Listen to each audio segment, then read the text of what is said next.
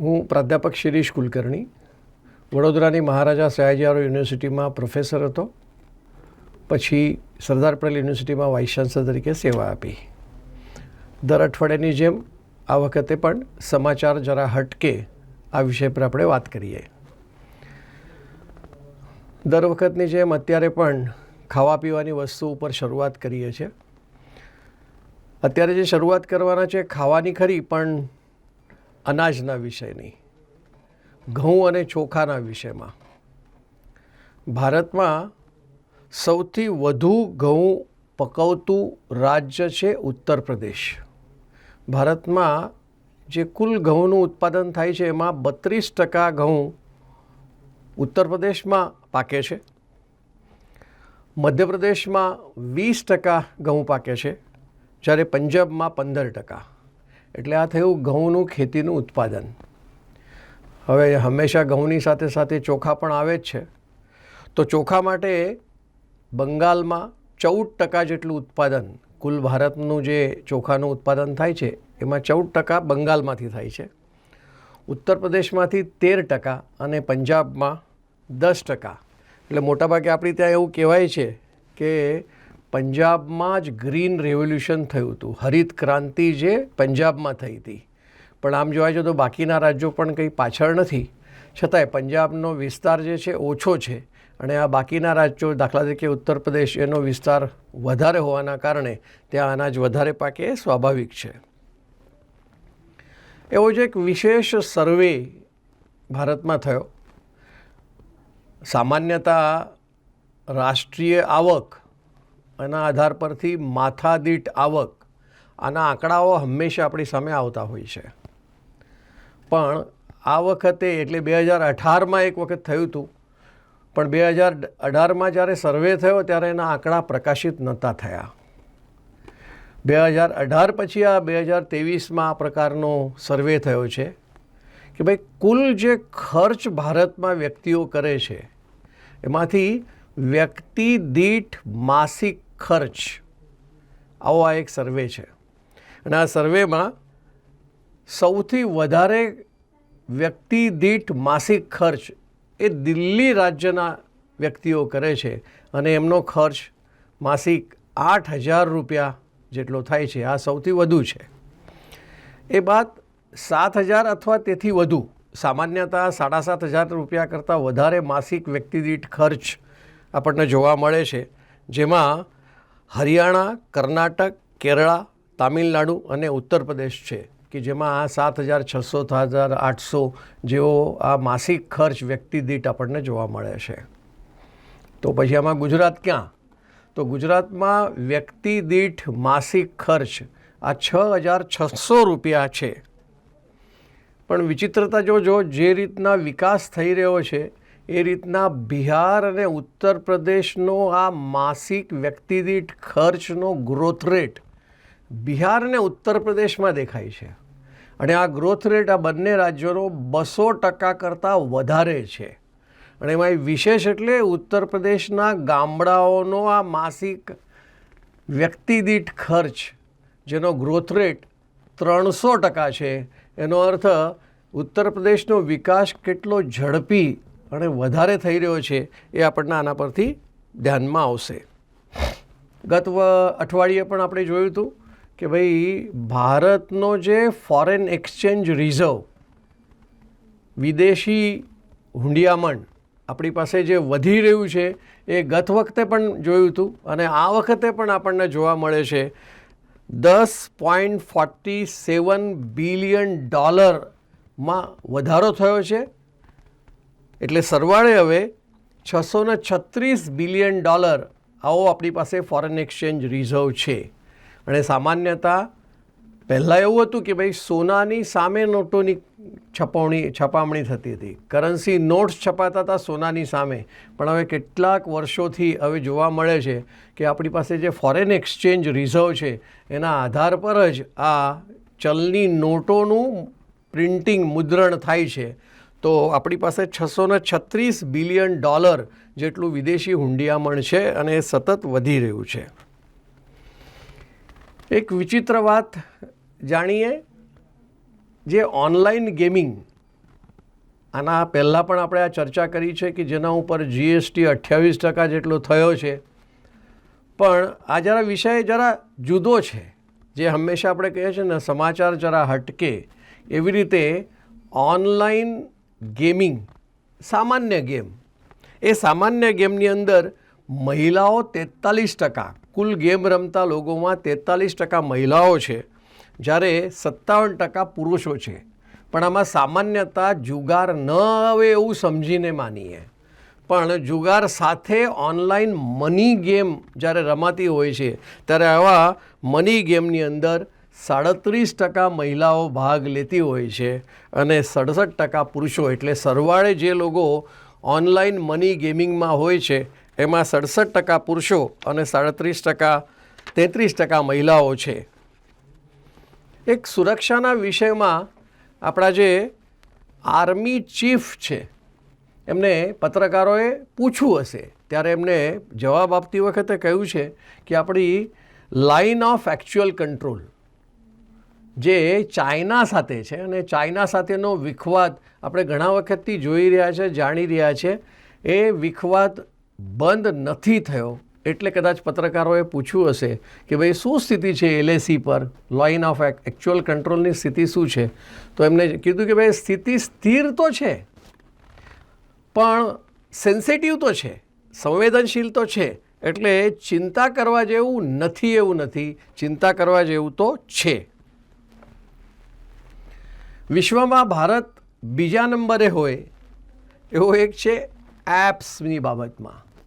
આપણને ખબર છે કોમ્પ્યુટર પર, મોબાઈલ ઉપર ઘણા બધા એપ્સ ચાલતા હોય છે, અને આ એપ્સમાં ભારતનો બીજો નંબર છે કે જે ડાઉનલોડ થતા હોય છે એ 26.4 બિલિયન એપ્સ ડાઉનલોડ થતી હોય છે, અને એ ચાઇના પછી બીજો નંબર આવે છે. ચાઇનાની અંદર 111 બિલિયન એપ ડાઉનલોડ થાય છે, જ્યારે અમેરિકા ભારતની પણ પાછળ છે, એને 12.58 બિલિયન એપ્સ ડાઉનલોડ થતા જોવા મળે છે. હવે આ એપની જ્યારે વાત કરતા હોઈએ ત્યારે ગૂગલ પ્લે સ્ટોર બધા આપણે જાણીએ છીએ અને જેના પરથી એપ્સ ડાઉનલોડ કરવામાં આવે છે. આ એપના વિષયમાં ગૂગલે થોડા દિવસ પહેલાં ભારતની ઘણી બધી એપ આઉટ કરી દીધી, હટાવી દીધી.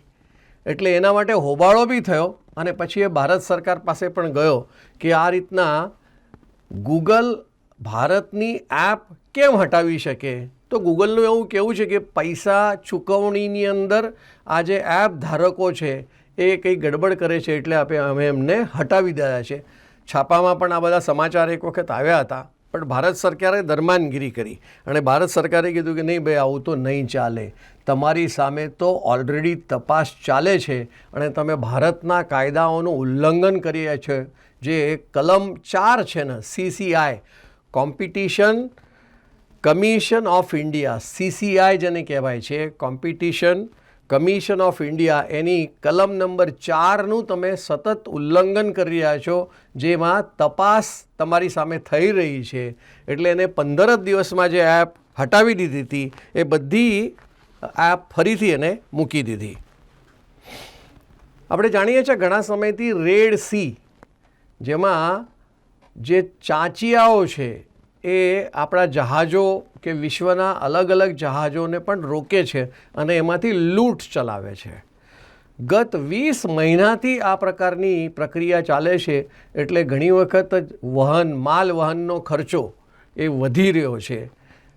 20 મહિનાથી આ પરિસ્થિતિ ચાલે છે, છતાં ભારતનો નિકાસ 11.9% આ 20 મહિનામાં વધ્યો છે.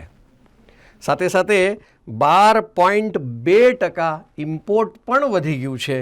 પણ એમાં એક નેગેટિવ પાસું જે આવ્યું છે એ નેગેટિવ પાસું છે કે આપણો ટ્રેડ ડેફિસિટ જે છે એ 18.7% થયો છે, વધી ગયો છે. એ આપણા માટે એક પ્રકારે નુકસાનકારક પણ છે. આપણા ભારતના એક મંત્રી છે પિયુષભાઈ ગોયલ, એમને WTOની સામે પોતાનો વિરોધ નોંધાયો. WTO એટલે વર્લ્ડ ટ્રેડ ઓર્ગેનાઇઝેશન, વૈશ્વિક વ્યાપાર સંગઠન.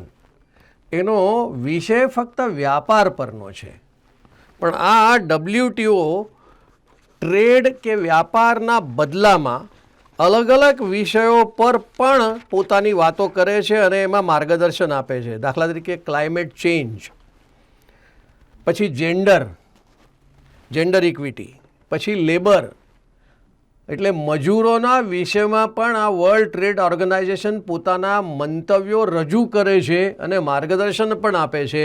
એટલે આપણા માનનીય મંત્રીશ્રીએ કીધું કે ભાઈ આ તમારો વિષય નથી અને આવા વિષયોમાં તમે ચંચુપાત ન કરશો. તો આજે આપણે આવી સ્થિતિમાં છીએ કે વૈશ્વિક વેપાર સંગઠનમાં પણ આવો અવાજ ઉઠાવી શકીએ છીએ. કદાચ એક વ્યક્તિનું નામ તમે સાંભળ્યું હશે, એનું નામ છે સુભાષ ચંદ્રા.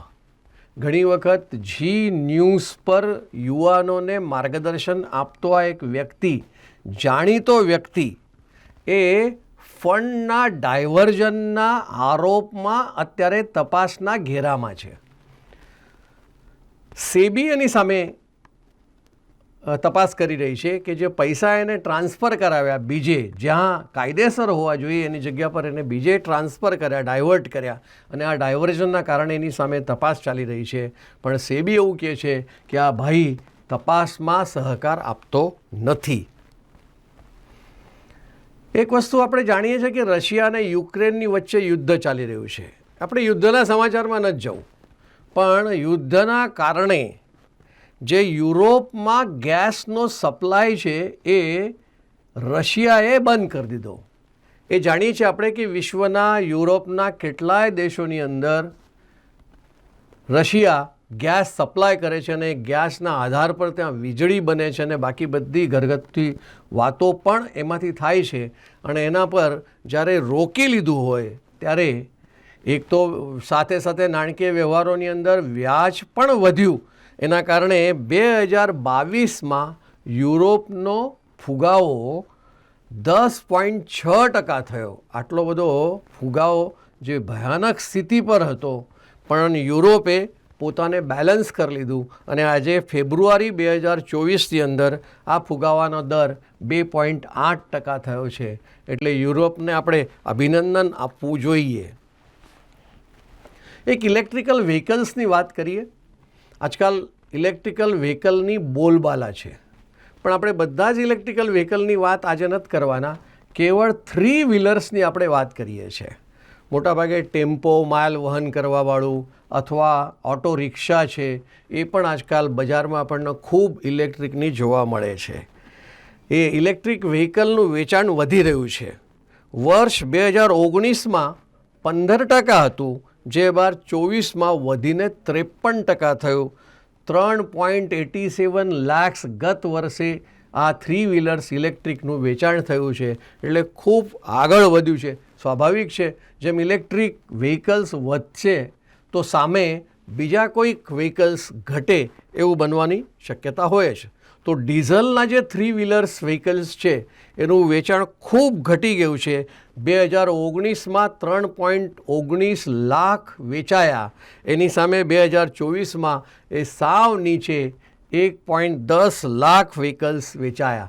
પણ સાથે સાથે ઇલેક્ટ્રિકની CNGના પણ આપણે જોઈએ તો CNGના વિષયમાં પણ આપણને જોયા દેખાય છે. 2019માં લગભગ 2 લાખ 3 વ્હીલર્સ વેચાયા, પણ 2024માં એ સંખ્યા 3 લાખ થઈ છે. અસ્તુ, નમસ્તે.